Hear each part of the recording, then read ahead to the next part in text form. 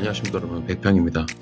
오랜만에 제가 이제 약간 사회적 이슈에 대해서 말씀을 드리려고 하는데, 우리가 이제 결혼을 하고 애를 낳고 하잖아요. 그리고 결혼 전후가 완전히 달라지는 경우가 있잖아요. 그래서 도저히 정상적인 생활을 할 수 없어서 어쩔 수 없이 애가 있지만 이혼할 경우가 있습니다.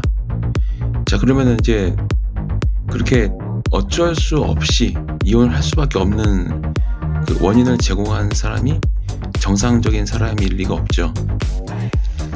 자, 그래서 살기 위해서 이혼하시는 분들이 많을 거예요. 대체로 아마 여성분들이 그렇게 있겠죠.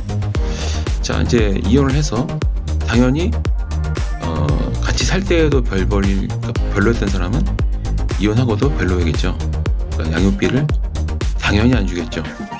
양육비를 받기 위해서 법원에서 판결까지 받고 계좌까지 있지만 양육비는 들어오지 않는다.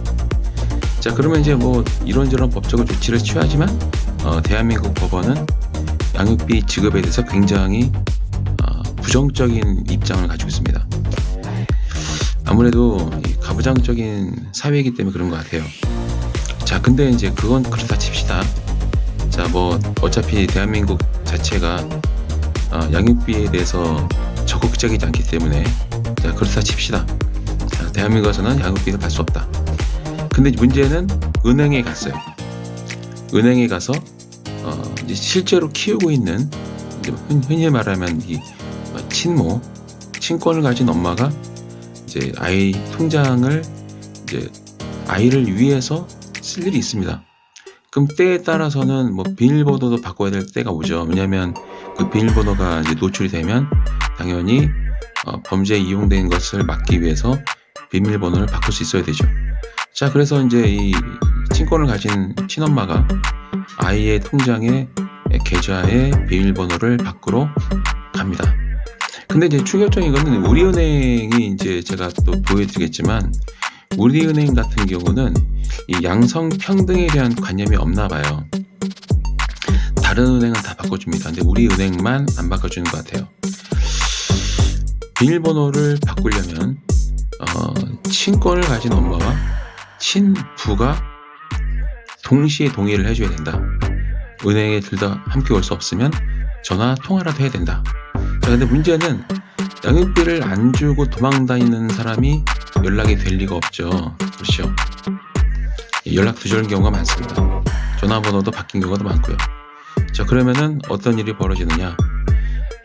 미성년자 19세 미만까지는 이 아이는 자기 명의로 된 은행에 계좌 해지도 안 되고, 그리고 계좌 비밀번호를 바꿀 수도 없고 아무것도 못한다는 얘기죠.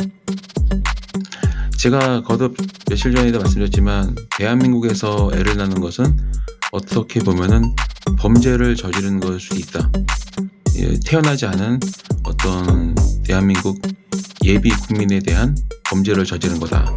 19세 전까지 계좌를 만들 수도 없을 뿐더러 만들었다 하더라도 비밀번호조차 바꿀 수 없다. 해지도 안 된다. 그런 얘기입니다. 우리은행이 이렇게 영업을 하고 있습니다. 네, 말이 안 되는 거죠. 물론 이제 혼자서 딸을 키우는, 아들을 키우는 아버지도 있을 것이고, 또 혼자서 이혼 후에 자녀를 키우는 사람도 있을 것이고, 또는 재혼하고 그런 여러 가지 경우가 있겠죠. 근데 중요한 거는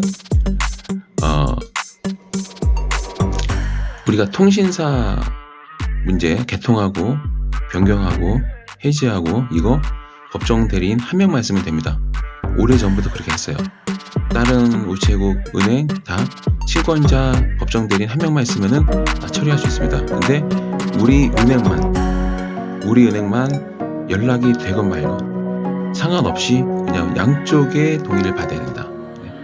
아무래도 전국에 있는 한부모 가정, 특히 이제 홀로 이제 아이를 키우는 분들 같은 경우는 특히나 이제 이 문제 때문에 상당히 좀 힘들어 하실 거 아닐까 싶습니다.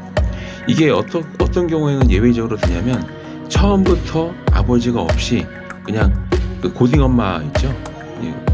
아버지가 누군지 알 수 없게끔 태어난 그런 한부모 있죠. 딱 떼면은 호적상에 엄마만 등장하는 경우. 그런 경우를 제외하고는 무조건 양쪽에 동의가 있어야 된다는 거. 대한민국이 남녀 평등 국가이냐? 절대 그렇지 않습니다, 여러분. 절대 그렇지 않아요.